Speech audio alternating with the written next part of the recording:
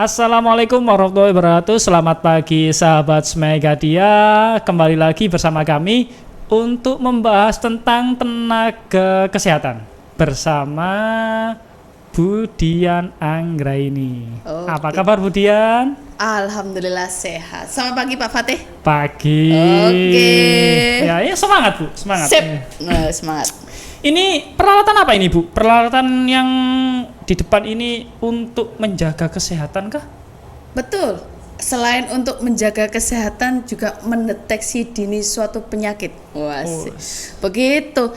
Jadi bukan kalau biasanya orang-orang itu kan takut ya kalau ada alat garahiro penyakitku opo. Padahal itu salah. Ya, dengan alat-alat ini kita bisa mendeteksi secara dini penyakit apa yang ada di tubuh kita. Berarti sebelum kita rasakan sudah tahu Bu ya? Betul, terkadang ada penyakit yang tidak ada gejala. Tidak ada gejala.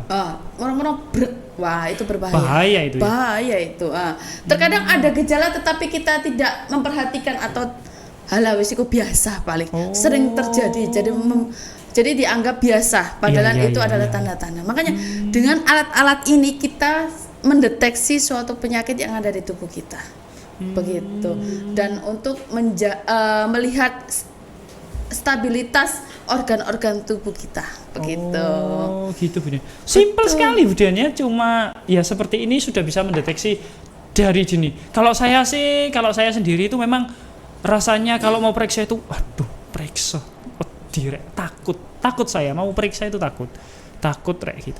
Gimana itu cara mengatasi rasa takut itu gimana Bu Dian? Oke, ini saya jelaskan, ini adalah alat-alat pemeriksaan dini ataupun alat pemeriksaan yang dasar ya. Jadi alat ini juga ada untuk cara mendeteksi penyakit secara lain, yaitu dengan pemeriksaan laboratorium atau bagaimanapun juga laboratorium, rongsen atau dan lain-lain.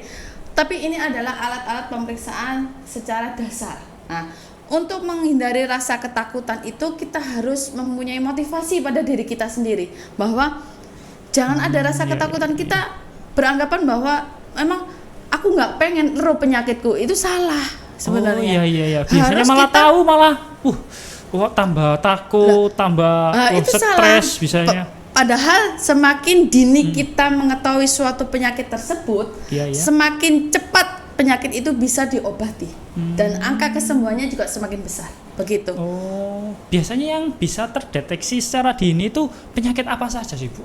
Kalau secara dini itu biasanya tekanan darah ya, tekanan darah itu apa? Tekanan darah itu mendeteksi hipertensi atau tekanan darah tinggi. Itu tekanan darah tinggi adalah suatu penyakit turunan genetik. Nah, itu bisa deteksi secara dini, yaitu rutinnya pemeriksaan tensi darah. Begitu. Itu bisa secara berkala. Jadi kita belajar hidup sehat dengan cara selain untuk makan makanan yang bergizi, olahraga, tapi kita sering memeriksaan diri kita ke tenaga kesehatan. Begitu. Seberapa sering sih Bu? Seharusnya kalau gini, minimal 1 minggu sekali 2 minggu sekali kah, 1 bulan sekali kah untuk memeriksakan dini seperti ini Bu? Kalau bisa seminggu sekali, begitu. Jadi ataupun tidak harus seminggu sekali, ataupun selama kita merasakan suatu gejala yang tidak lazim.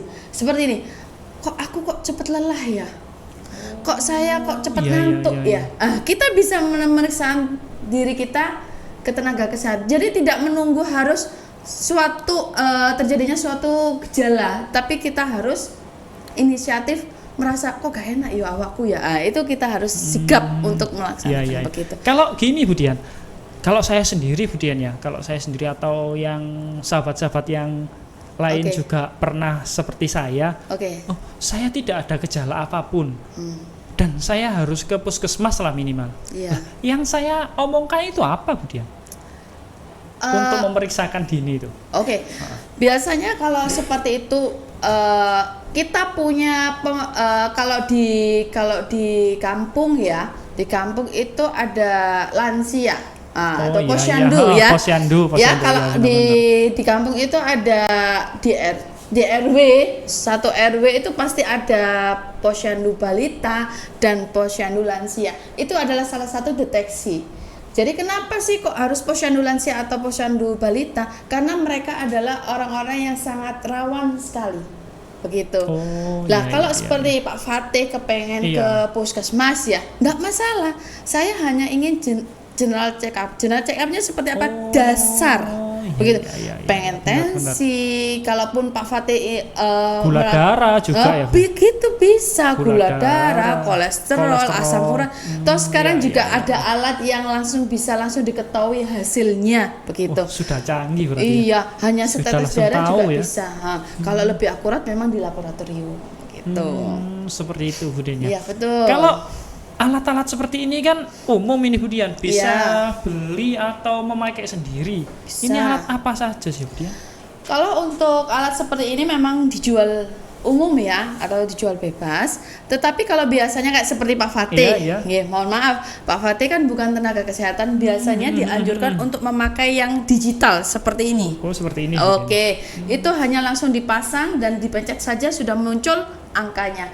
Tetapi kalau untuk tenaga kesehatan, pendidikan utamanya yaitu menggunakan yang seperti jarum atau air raksa. Walaupun manual. Yang sekarang tensimeter air raksa tidak boleh atau sekarang tidak ada dijual belikan, tapi kita tetap mengajari untuk yang lebih konvensional aja.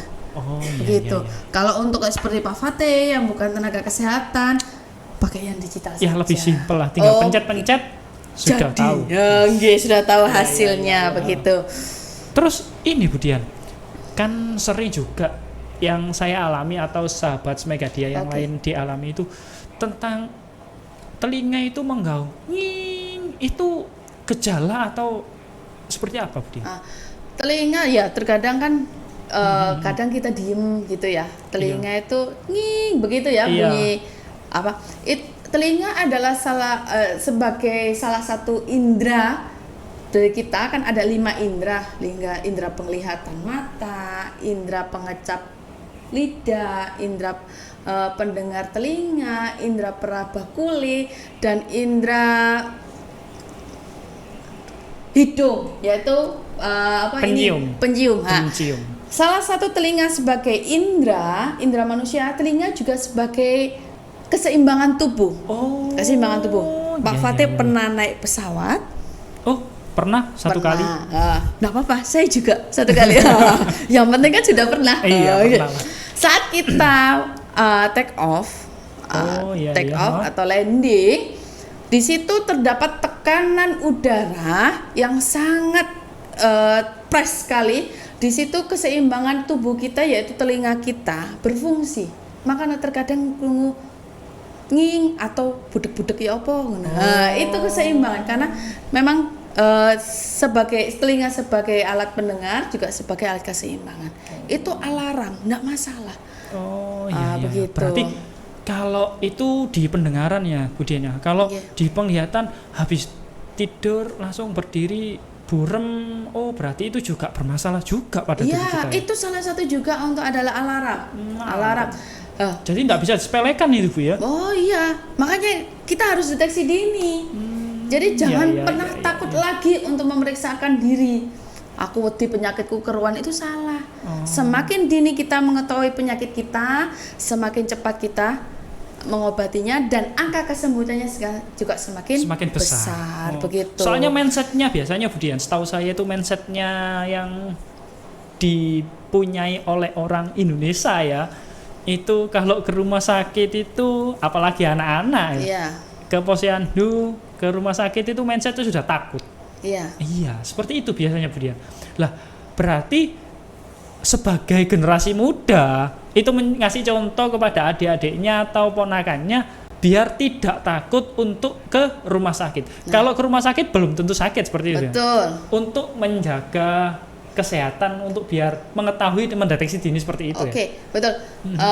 Bagaimana caranya begitu ya? Pertanyaannya itu gimana gitu loh Bu Dian. Begini. Untuk balik yang anak-anak SD lah biasanya kan kalau diajak ke puskesmas sudah nangis, nggak berani. Begini, ini kenapa kok begitu ya? Kalau menurut saya ini itu ada terkait dengan psikologisnya. Makanya kalau kita menakut-nakuti, sebenarnya menakut-nakuti itu tidak boleh. Begitu. Oh iya, kayak gini. Kebiasaan itu kebiasaan. Apalagi kakak-kakaknya lo yo. Kakak-kakaknya itu biasanya. Nah, itu engko lek nang dokter disuntik lo yo. Engko digini disuntik lo yo.